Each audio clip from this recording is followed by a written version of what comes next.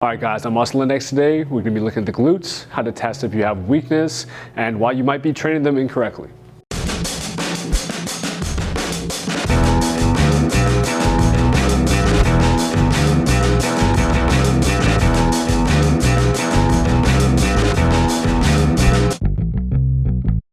So when we look at the glutes, we have three glute muscles. We have the glute max, min, and medius. Glute max is responsible for hip extension, hip abduction, and hip lateral rotation. Glute min is also responsible for hip abduction, as well as medial rotation or internal rotation. And lastly, glute medius is also responsible for hip abduction, as well as medial or internal rotation of the hip.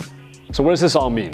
The glutes play a crucial role in the function of our body. The effects of having weak glutes will affect you in every way possible, both in your lower body and in your upper body. You can have a lower cross syndrome where you have weak glutes, which on the opposite side give you tight quads, which can lead to knee pain, back pain, foot pain, you can name it. So this is one of the areas in the body that we need to strengthen the most. More often than not, your average person does have weak glutes, and we're gonna go over two tests on how to test for that. First test we're gonna do is the Trendelenburg test, mainly to test the glute medius function in the body and how strong it is. To set this one up, it's just gonna be a body weight test. We're gonna stand in a neutral stance. After that, you're going to stand on one leg and bend the other leg slightly behind you. What you should be looking for is the leg that's off the ground. That hip should stay level with the other pelvis. If that hip or the other hip does drop, you can kind of tell that you have a weak glute medius.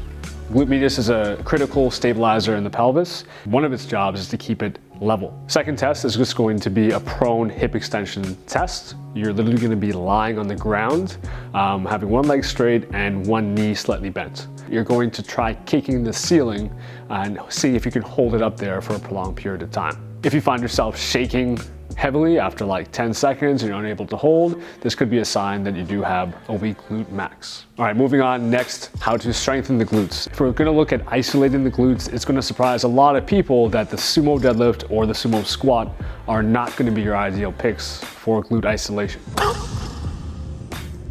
Oh shit.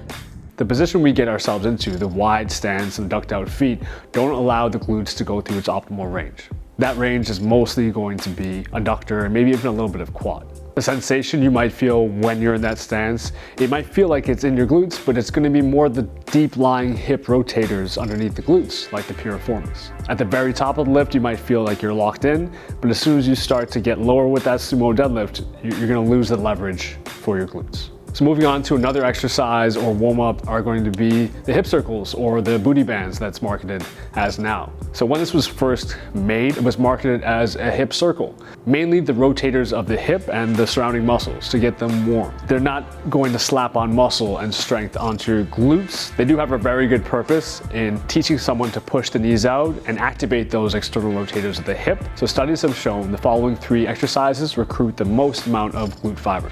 And those three are going to be an RDL, or like a deadlift variation, glute bridges, as well as lunge and step-up variations.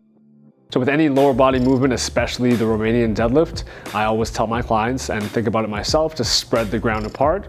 You're activating your hip stabilizers, and when you're hinging back, think about pushing something behind you, pushing a band away with your glutes. The good thing about the RDL, you have a huge range of motion for the glute to do its work, to extend the hip. There's a lot of room for hip extension with the RDL, thus that's why it's number one on my list. When performing a glute bridge, make sure your feet are kind of stacked right underneath your knees. That way you target the glutes, not the hamstrings. That's what happens when your feet are further out. When performing the lunge, we're looking for a very long stride, lunging forward, as well as a little bit of a forward lean in the torso.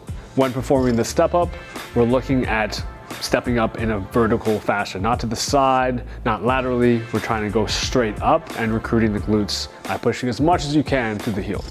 In terms of stretching and taking care of it time to time, we're gonna look at the pigeon stretch, is probably one of my go-tos. Next would be a lying knee tuck to stretch the glutes. And lastly, a seated rotational glute stretch, really pulling that knee to your chest. So make sure to test to see if you or your clients do have weak glutes and train them appropriately to reap all the benefits from it. All right, I'll see you guys in the next one.